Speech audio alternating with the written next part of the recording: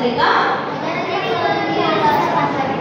15వ అధ్యాయం 33వ వచనము. అక్కడ ఏముంది? మోసపోకుడి, దుష్ట సాంగత్యము, మంచి నడవడిని చెరుపును. మోసపోకుడి, దుష్ట సాంగత్యము, మంచి నడవడిని చెరుపును. నువ్వు మంచి వాడి అనుకో, చెడ్డ వాడితో స్నేహం చేస్తే ఏమైపోతావు?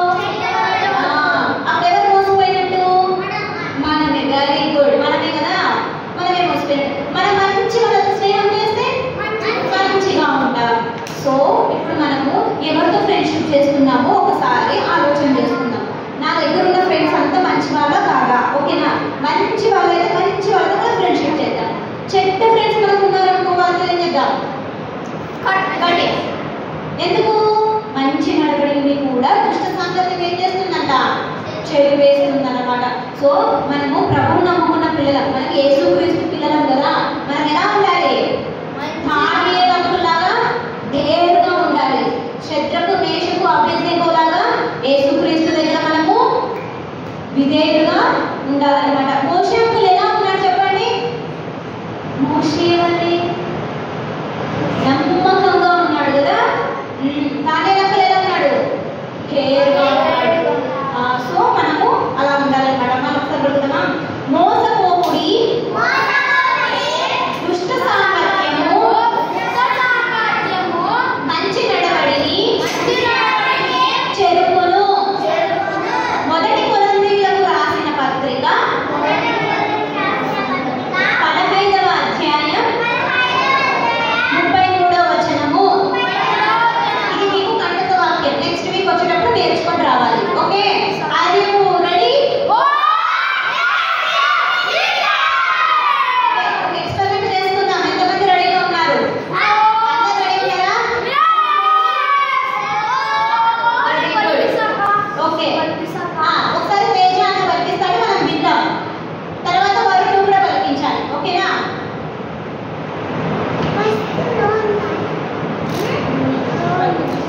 కంటక వాక్యము. మొదటి కొరింథీ 15వ అధ్యాయం 33వ వచనం. మోసపోకుడి, దుష్ట సాంగత్యము, మంచి నడవడిని చెడుపును. Very good. నెక్స్ట్ వరుణ్.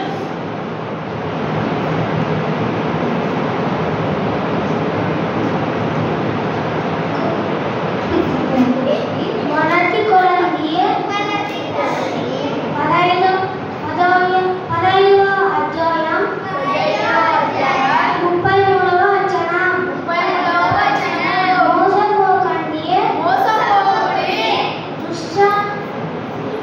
దుష్ట సాంగత్యము,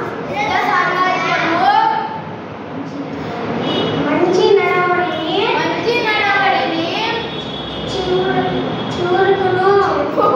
చెడుపును. Very good. ఇంకా ఎలా పలికిస్తావా? కృష్ణ పలికిస్తావా? ఇంకా నువ్వు పలికిస్తావా? ఓకే. నెక్స్ట్ నువ్వు. నెక్స్ట్ ప్రగతి.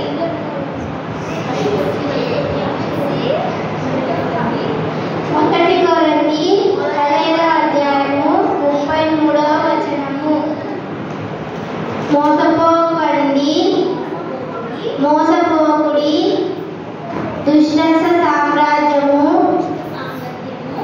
సాంగత్యము, మంచి